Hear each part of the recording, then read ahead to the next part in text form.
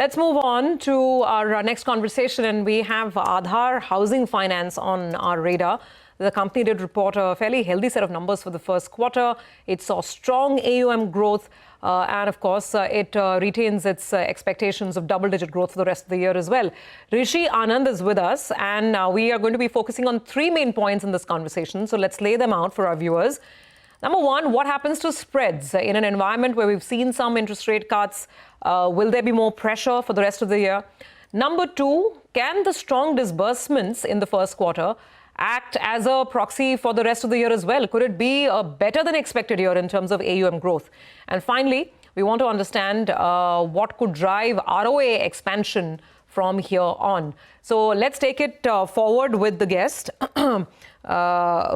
have Mr. Anand with us. So, Mr. Anand, let me actually start this point with growth, because there you've done so well. I mean, with your AUM, you've still managed, I think, 20% in the first quarter. Your guidance, I think, is 18 to 20%. But how does it look? Because you also have the PMAY, the next tranche being rolled out. And, given the tax cuts that have been announced, whether it's income tax, GST, and generally there seems to be a sense of more buoyancy out there in the market. But you tell us whether you expect even better demand for affordable housing, and what would your expectations be? Thank you so much, Surbi, and very good morning. You're right, our first quarter numbers have been better than expected. If you remember, our indication has always been 20 to 22% growth on AUM, 18 to 20% growth on disbursement. What we've given in quarter one is 22% growth on AUM and about 32% growth on disbursement. Numbers were stacked very well. From here on, the industry is doing fairly well. We have very good expectations from the industry. The regulator and the supervisor are putting in all the efforts on the supply side, which will ultimately result on the demand catching up. From an indicative perspective, we will maintain our guidance of 20 to 22% growth on AUM, even on a large balance sheet of 26,500 crores now, and an 18 to 20% growth on disbursement. So that means that there is a chance, a good chance that your AUM, by the time you end the year, it crosses 30,000 crores?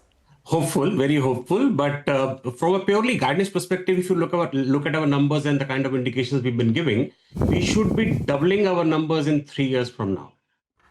You mean the total book doubles in 3 years? That's what you're saying? 3 years, close to 50,000 crores. Just as an aside, Rishi, hi, good morning. Good morning. Someone said 15,000 crores, or maybe it's 10 to 15,000 crores is like that level, which is the escape velocity for housing finance companies or NBFCs. After that, it is, to cross that is hard, and then it becomes, it's more of a trot. I don't know if that is the correct way to look at it, but you're past that level. I mean, you left that level behind some time back. Yes, I remember, Prashant, having detailed discussion with you when I was in your office and that time I remember we were at 11,000 crores of book, and you asked me this question of whether low-income housing finance companies like us will be able to cross 15,000 crores. So did we.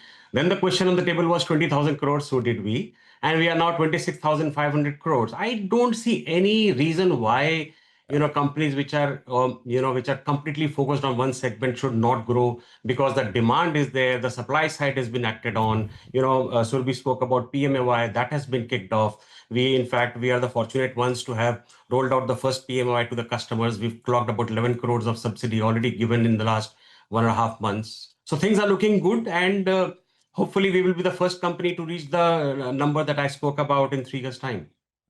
Actually, within NBFCs, Rishi, I think housing finance is the more durable kind of, steady growth kind of segment, right? Low NPAs and historically speaking. But it's interesting you said companies focused on one segment because now, at least last few years, we've seen the era of sort of kind of sector champions. Everybody's doing everything, but at least from an NBFC perspective. But housing finance, I mean, HFCs are focused on HFCs in that sense, right? I mean, broader NBFCs seem to be in too many segments. Yes, yes, you're right, Prashant. And within HFCs also, of late we've observed a lot of HFCs wanting to go into multiple segments. So, within HFCs, the segments of prime, affordable, low income, and we've observed that a lot of companies are wanting to get into various segments. And that's where, Aadhar stands out and say, we've always maintained a stand that we will only focus on the low income segment. We will only focus in the EWS LIG. We will not go into other product lines. And maybe that's the reason why we are giving, even on a high balance sheet, we are able to give higher numbers.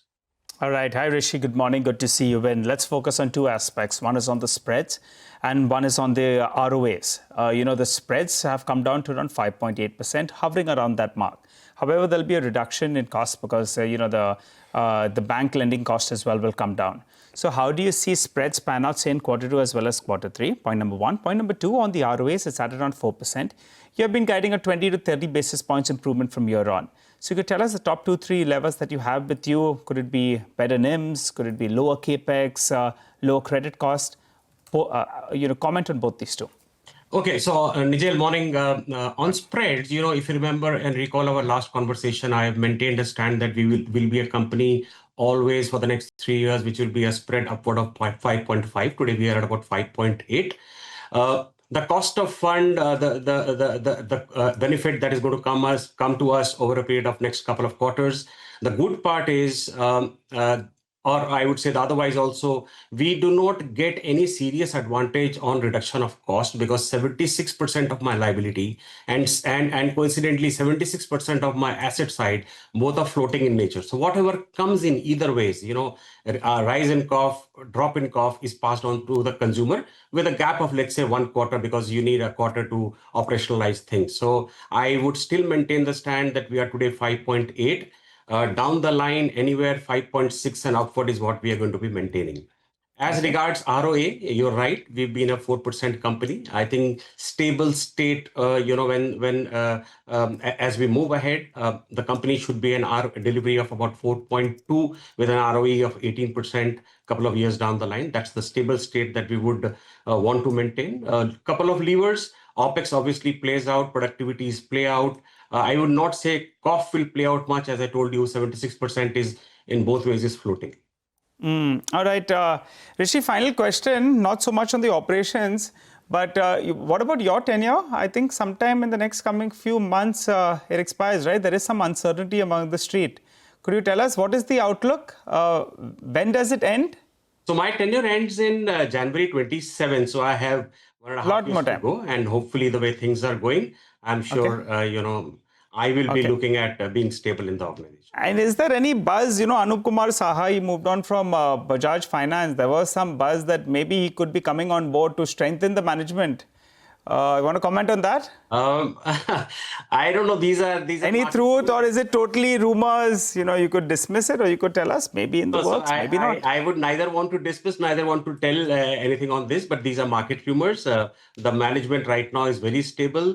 In fact, I don't know whether you are aware of it or not that the Blackstone has rolled over its fund from existing Blackstone fund to another Blackstone fund, which gives a lot of confidence to the company that for the next, I would say 3 to 5 years period from now, there is a lot of stability in the company. So I don't foresee any changes that that will happen at the management. Sure. All right, Rishi, we'll leave it on that note. Thanks very much. It helps clarify that aspect of management stability. So you're around till FY27 for sure. But there's no denial also on Mr. Saha. So we'll wait by and see how things develop.